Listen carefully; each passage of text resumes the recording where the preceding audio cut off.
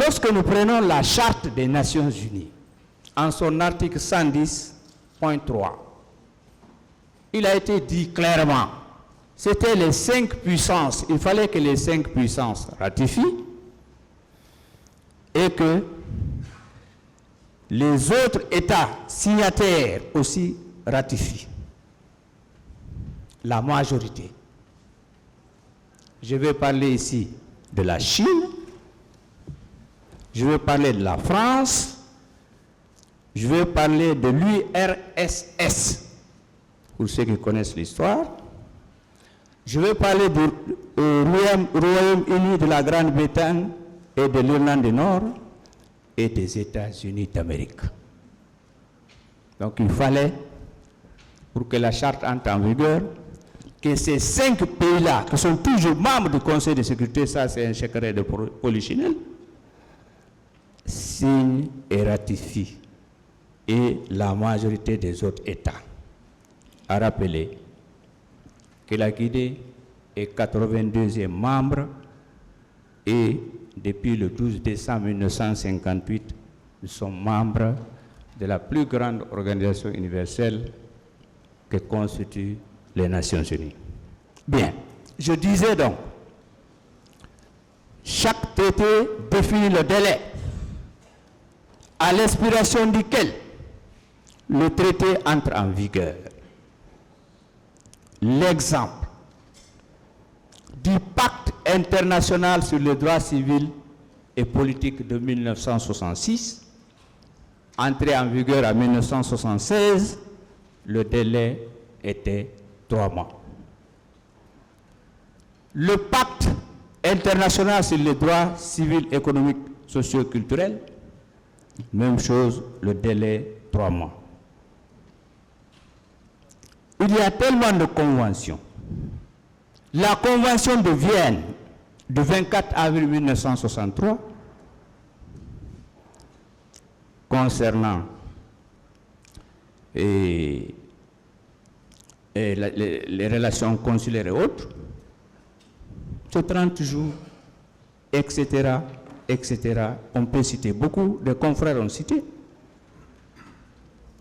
Dans le cas du droit humanitaire, il y a la Convention de Genève relative à la protection des personnes civiles en temps de guerre du 12 août 1949, qui est entrée en vigueur en 1950. C'était 6 mois, l'article 53 de cette convention, etc., etc. Convention des réfugiés. Je voudrais que un juriste guinéen ou africain ou étranger me dise dans quel texte on a inséré la convention relative aux réfugiés. Dans quel texte guinéen?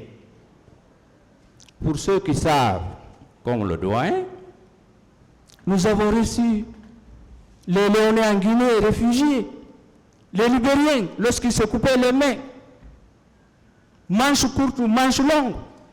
Nous les avons reçus ici à la Bellevue, on connaît tout. Mais on s'est appuyé pour les recevoir sur ces conventions qui n'ont jamais été insérées. Monsieur le Président, je n'ai pas l'habitude d'être long, mais il le faut. Le traité de l'OADA, lui-même, en parle en son article 52. Il faut se référer au texte constitutionnel des États en ce qui concerne l'entrée en vigueur des instruments juridiques concernant les actes uniformes de l'OADA.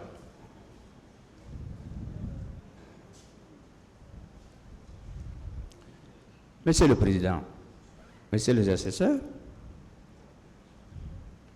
il y a un avocat de la défense dont je tais le nom, très compétent, très respectueux, très courtois, très civilisé, très éveillé, qui nous a parlé du mémorandum du 28 septembre 2022, dans son développement ou sa présentation, j'ai compris que dans ce mémorandum, il fallait que le juge guinéen, la justice nationale guinéenne suive les lois nationales. Non, ce mémorandum, il a omis de lire l'article 1er. L'article 1er, je vous dis, Monsieur le Président, il est intéressant, ce mémorandum.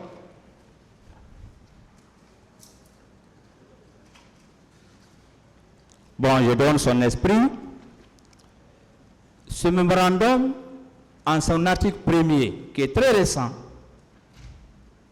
il dit que la Cour est complémentaire de ce que vous êtes en train de faire, la justice nationale. On veut dire par là quoi? Tant que le travail là continue bien, tant que vous jugez comme ça, nous vous laissons faire. Et le jour que la Cour ou le procureur surtout se rendra compte que la Guinée n'a pas la capacité ni la volonté, c'est en ce moment que le dossier pourra être jugé au niveau de la CPI.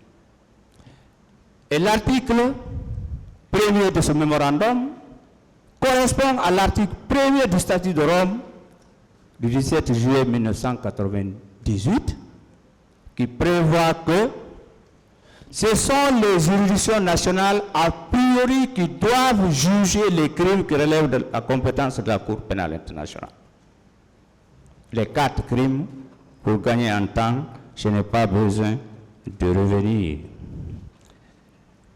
Et, Monsieur le Président, je vais finir parce que mes confrères ici et le parquet ont dit l'essentiel. Mais il faut corriger certaines choses. Le même confrère nous a montré, exhibé le procès verbal que son âme repose en paix du général Mamadou Toto Camara, disant que pourquoi le ministère public a visé ce PV, il est mort. Mais je crois que des fois on peut oublier, c'est tout à fait normal. Je voudrais dire, rappeler à mon confrère que quand des actes sont pris par une personne, physique ou morale, en bonne et due forme, si la personne décède, ces actes-là doivent d'ailleurs produire des effets après sa mort dans le futur. L'exemple existe en matière civile. C'est le cas du testament rendu en but, pris en bonne et due forme. Il produit ses effets après la mort.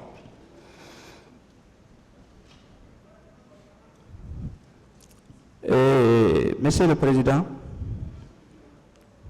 il y a aussi, si j'ai bien entendu, des fois on peut se tromper,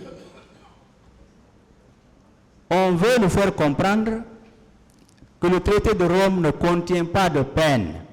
Non.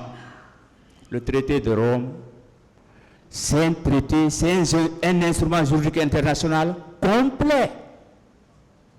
Je prie mes confrères de lire, de visiter l'article 77 de ce traité qui prévoit les peines. C'est un traité complet qui n'a pas besoin d'autres textes d'application, comme le Code du travail qu'on connaît. Et je termine en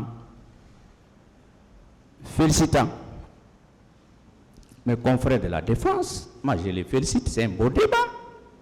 J'ai écouté.